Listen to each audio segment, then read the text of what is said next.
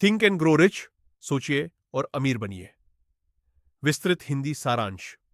लेखक Napoleon Hill. भूमिका। Think and grow rich दुनिया की सबसे प्रसिद्ध सेल्फ हेल्प और सफलता संबंधी पुस्तकों में से एक है। इस पुस्तक को नेपोलियन हिल ने लगभग 20 वर्षों तक सफल लोगों का अध्ययन करने के बाद लिखा था। पुस्तक का मुख्य उद्देश्य लोगों को यह समझाना है कि धन, सफलता और उपलब्धियां केवल भाग्य से नहीं मिलती, बल्कि सही सोच, मजबूत इच्छा, विश्वास और निरंतर प्रयास से प्राप्त होती है। हिल ने हजारों सफल लोगों का अध्ययन किया, जिनमें थॉमस एडिसन, हेनरी फोर्ड और एंड्रू कार्नेगी जैसे महान लोग शामिल थे।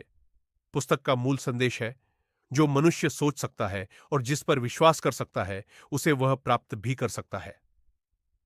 अध्याय 1। इच्छा, डिजायर।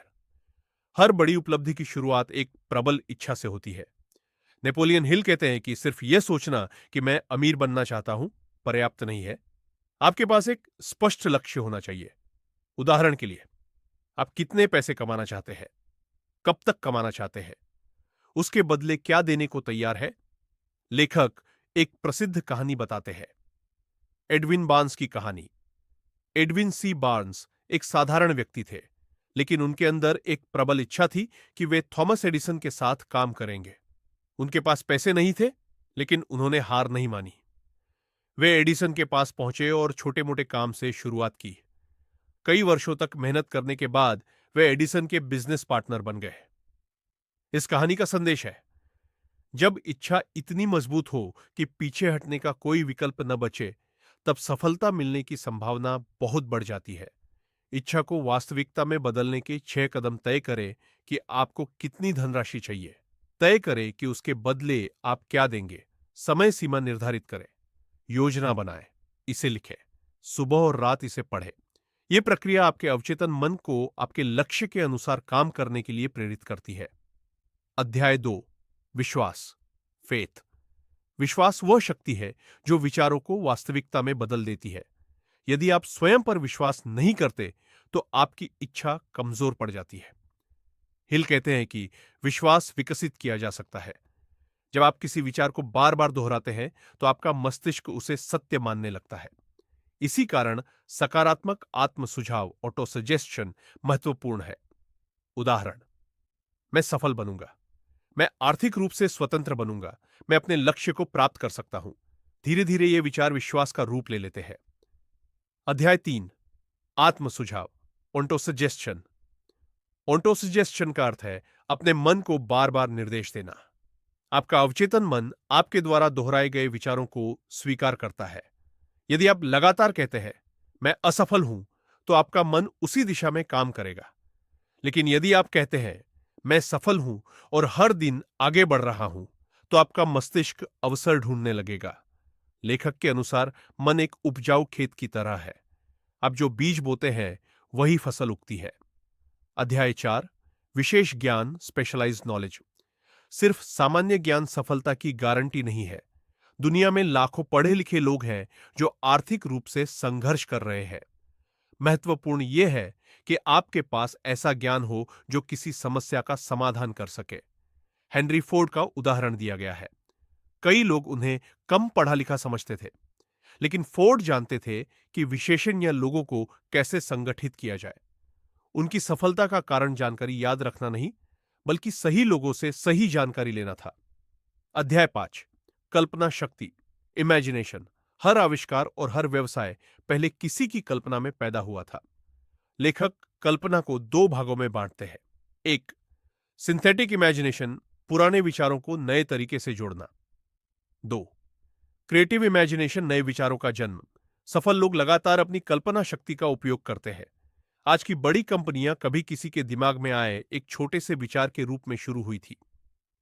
अध्याय 6। संगठित योजना, ऑर्गेनाइज्ड प्लानिंग। सिर्फ सपना देखना पर्याप्त नहीं है, सफलता के लिए योजना आवश्यक है। यदि आपकी योजना विफल हो जाए, तो लक्ष्य मत बदलो, नई योजना बनाओ। हिल कहते हैं, अधिकांश लोग इसलिए हार जाते हैं क्योंकि वे पहली असफलता के बाद रुक जाते हैं। सफल व्यक्ति लगातार नए रास्ते खोजते हैं। मास्टरमाइंड समूह, मास्टरमाइंड। सफलता के लिए सही लोगों का साथ आवश्यक है। मास्टरमाइंड का अर्थ है ऐसे लोगों का समूह जो एक समान उद्देश्य के लिए मिलकर काम करे। जब कई बुद्धिमान लोग एक साथ सोचते हैं तो उनकी शक्ति कई गुना बढ़ जाती है। अध्याय 7 निर्णय डिसीजन। सफल लोग जल्दी निर्णय लेते हैं और धीरे धीरे बदलते हैं। असफल लोग निर्णय लेने में बहुत समय लगाते हैं। वे दूसरों की राय से प्रभावित हो जाते हैं। हिल कहते हैं, यदि आप हर किसी की बात सुनेंगे तो अपने सपनों को खो देंगे। दुनिया के अधिकांश सफल लोगों ने अपने जीवन के महत्वपूर्ण निर्णय स्वयं लिए। अध्याय 8 दृढ़ता परसिस्टेंस। अधिकांश लोग सफलता के बहुत करीब पहुंचकर हार मान लेते हैं। दृढ़ता वह गुण है जो विजेताओं को बाकी लोगों से अलग बनाता है। दृढ़ता विकसित करने के उपाय स्पष्ट लक्ष्य, मजबूत इच्छा, आत्मविश्वास, योजना, सकारात्मक सोच, अच्छे लोगों का साथ। हर असफलता एक परीक्षा है। जो व्यक्ति टिके रहते हैं वे अंततः जीतते हैं। अध्याय 9 मास्टरमाइंड की शक्ति। हिल का मानना था कि दो या अधिक लोग जब एक उद्देश्य के लिए पूर्ण सामंजस्य के साथ काम करते हैं तो एक नई मानसिक शक्ति उत्पन्न होती है। यह शक्ति अकेले व्यक्ति की तुलना में कहीं अधिक प्रभावशाली होती है। इसी कारण बड़े व्यवसायों में टीम वर्क महत्वपूर्ण है। अध्याय 10 ऊर्जा का रूपांतरण सेक्स ट्रांसम्यूलेशन। यह पुस्तक का सबसे चर्चित अध्याय है। लेखक का कहना है कि मनुष्य के अंदर मौजूद शक्तिशाली भावनात्मक ऊर्जा को रचनात्मक कार्यों में बदला जा सकता है। इतिहास के कई महान नेताओं और कलाकारों ने अपनी ऊर्जा को रचनात्मक दिशा देकर असाधारण उपलब्धियां हासिल की। अध्याय 11 अवचेतन मन सबकॉन्शियस माइंड। अवचेतन मन आपके विचारों का भंडार है। यह लगातार काम करता रहता है। जो विचार आप बार बार सोचते हैं वे अवचेतन मन में प्रवेश कर जाते हैं। इसीलिए सकारात्मक विचारों को बार बार दोहराना आवश्यक है। अवचेतन मन को प्रभावित करने के तरीके विश्वास भावना, दोहराव, कल्पना, लक्ष्य। जब लक्ष्य भावनाओं के साथ जुड़ जाता है तो उसका प्रभाव कई गुना बढ़ जाता है। अध्याय 12 मस्तिष्क द ब्रेन। हिल मस्तिष्क को एक प्रसारण और ग्रहण करने वाले स्टेशन की तरह बताते हैं। हमारे विचार कंपन के रूप में बाहर जाते हैं। जब हम किसी लक्ष्य पर लगातार ध्यान केंद्रित करते हैं तो हमारा मस्तिष्क उससे जुड़े अवसरों को पहचानने लगता है। आज मनोविज्ञान भी इसे रेटिकुलर एक्टिवेटिंग सिस्टम RAKS जैसी अवधारणाओं से जोड़कर समझाता है। अध्याय 13 छठी इंद्रिय द सिक्स्थ सेंस। यह पुस्तक का अंतिम सिद्धांत है। हिल इसे रचनात्मक कल्पना और अंतर्ज्ञान का उच्च स्तर मानते हैं।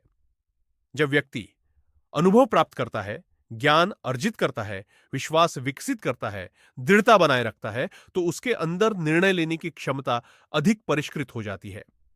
कई बार उसे सही दिशा का आभास होने लगता है। हिल इसे सिक्स्थ सेंस कहते हैं। सफलता के 13 सिद्धांतों का सार इच्छा, डिजायर, विश्वास, फेथ, आत्म सुझाव, ऑटो सजेस्शन, विशेष ज्ञान, स्पेशलाइज्ड नॉलेज, कल्पना, इमेजिनेशन, संगठित योजना, ऑर्गेनाइज प्लानिंग, निर्णय डिसीजन, दृढ़ता परसिस्टेंस, मास्टर माइंड, ऊर्जा का रूपांतरण, अवचेतन मन मस्तिष्क छठी, इंद्रिय डर के 6 प्रमुख भूत 6 ghosts of fear. Napoleon Hill के अनुसार सफलता के रास्ते में सबसे बड़ी बाधा डर है। मुख्य डर गरीबी का डर, आलोचना का डर, बीमारी का डर, प्रेम खोने का डर, बुढ़ापे का डर, मृत्यु का डर। जो व्यक्ति इन डरों पर नियंत्रण कर लेता है उसकी सफलता की संभावना कई गुना बढ़ जाती है। पुस्तक से मिलने वाले मुख्य सबक 1 लक्ष्य स्पष्ट होना चाहिए। अस्पष्ट लक्ष्य अस्पष्ट परिणाम देते हैं। 2 विश्वास सफलता की नींव है, पहले खुद पर विश्वास करें। 3 सकारात्मक सोच आवश्यक है, आपके विचार आपका भविष्य बनाते हैं। 4 योजना बनाएं, सिर्फ सपने न देखें, कार्य करें। 5 हार मत मानिए, सफलता अक्सर अंतिम प्रयास के बाद मिलती है। 6 सही लोगों का साथ चुनिए, आपका वातावरण आपकी सफलता को प्रभावित करता है। 7 सीखते रहिए, विशेष ज्ञान आपकी